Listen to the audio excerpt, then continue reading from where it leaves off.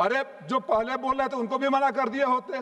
पहले वो 370 पर चले गए बीजेपी के, तो ये लाइसेंस मिला है क्या? खाली बीजेपी के लोग बोलेंगे। सच्चाई बर्दाश्त नहीं होती। नहीं, सच्चाई बर्दाश्त नहीं होती मैडम। आपने सुना 370 पर बहस हो रही थी, चाइना और पाकिस्तान पर बहस हो रही थी। इसलिए आईना दिखाता हूं तो इनको झेल नहीं पाएंगे। आईना ये है कि माफिया काम कर रहा है, सत्ता के संरक्षण में काम कर रहा है, सरकार के संरक्षण में काम कर रहा है, पैसा नीचे से ऊपर पहुंचता है। और यकीन ना हो तो मैं चुनौती देता हूं माननीय मंत्री जी को, चलिए हमारे साथ बनारस प्रधानमंत्री के इलाके में देखिए। श्री राजीव राय। धन्यवाद मैडम, मौका देने के लिए इस महत्वपूर्ण बिल पर। मैडम, सबसे पहले ये कहना चाहता हूं कि मैं गुटखा सेवन के पक्ष में बिल्कुल नहीं हूं।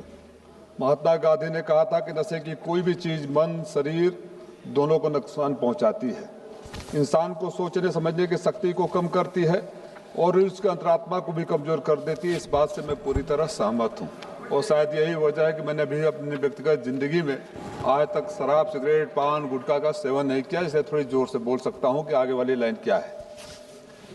ये सही है, लेकिन इसके साथ एक और भी सच है कि लगभग 4.5 लाख करोड़ लोग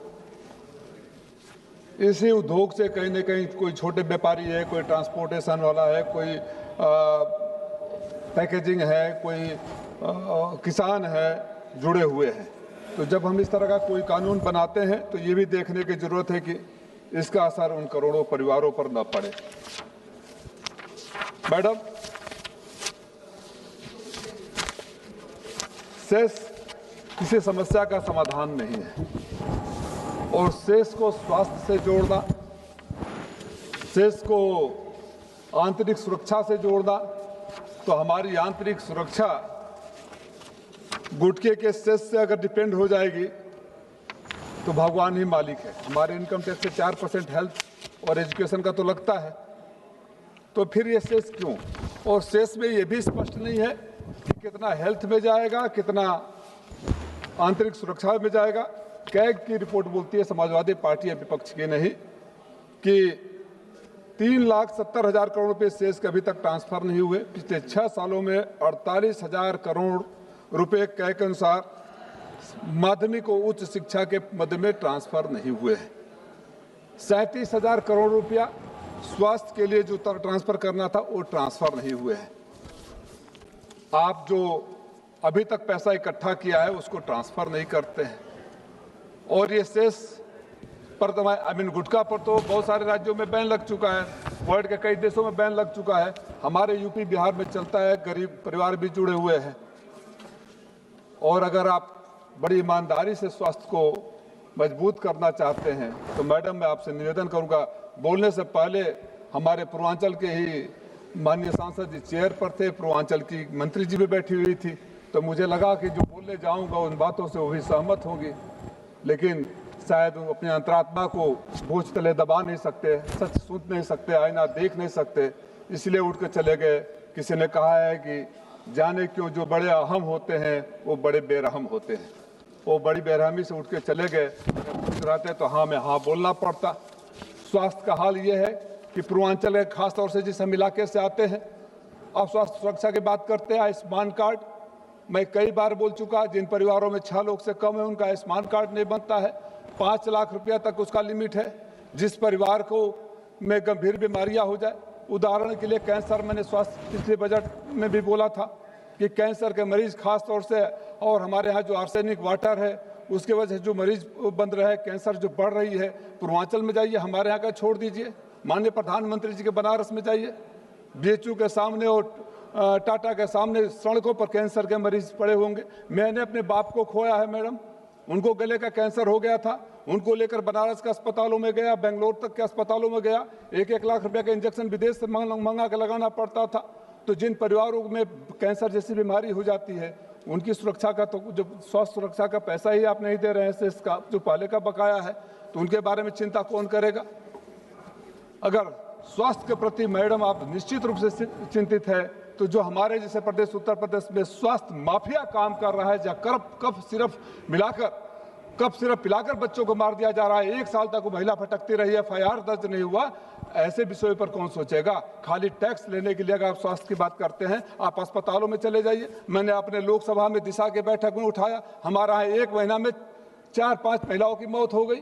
फर्जी डॉक्टर इलाज करते हैं, बोर्ड लगा दिया जाता है क्योंकि किसी का संरक्षण प्राप्त है। दिल्ली में बड़े बड़े डॉक्टरों का नाम लिख दिया जाता है और सड़क छाप डॉक्टरों से इलाज करा दिया जाता है। जब मैंने आवाज उठाई दिशा के बैठक में तो छापे मारे जाने लगे, पैरासीटामॉल बेचने वालों को उठा के बंद किए जाने लगे। और आज भी शिक्षा माफिया, स्वास्थ्य माफिया के संरक्षण में फर्जी दवाएं बिक रही है, फर्जी अस्पताल चल रहे हैं, फर्जी नर्सिंग होम चल रहे हैं। जब आप अस्पतालों का परमिशन देते हैं, लाइसेंस देते हैं, तो स्पेशलिस्ट कौन होगा, डॉक्टर कौन होगा, वो भी क्या स्वास्थ्य सुरक्षा से जुड़ा हुआ नहीं है, उसका ध्यान नहीं करते। तो जो स्वास्थ्य माफिया उत्तर प्रदेश में और बिहार जैसे राज्यों में काम कर रहा है, उसको तोड़ने की जरूरत है। जो पैसा है वो प्रारंभिक जो लिया गया था, शेष का पैसा प्रारंभिक शिक्षा में था, माध्यमिक शिक्षा के लिए था, वो पुराने पैसे अभी तक नहीं गए हैं, राज्यों को नहीं मिले हैं। और हालात क्या थे, हमारे यहाँ स्कूलों को बंद करने का पेयरिंग के नाम पर 5-5 किलोमीटर दूर स्कूल कर दिए गए। अरे जो पहले बोल रहे थे उनको भी मना कर दिए होते।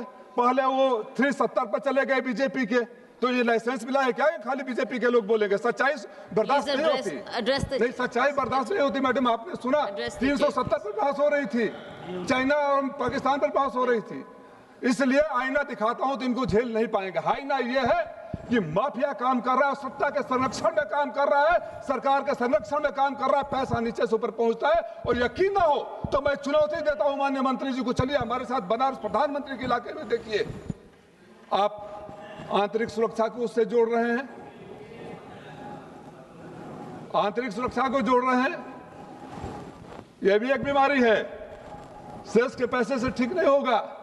मैडम आप बुद्धिजीवी हैं, दयालु है, मैं आपसे निवेदन करूंगा, इस टैक्स को तो सिन टैक्स भी कहा जाता है दुनिया भर के देशों में। इस टैक्स की कुछ टेक्निकलिटी है। अब आप इसको मशीन के पैकेज जितना उत्पादन करेंगे, जितने घंटे चलेंगे उस पर लेंगे।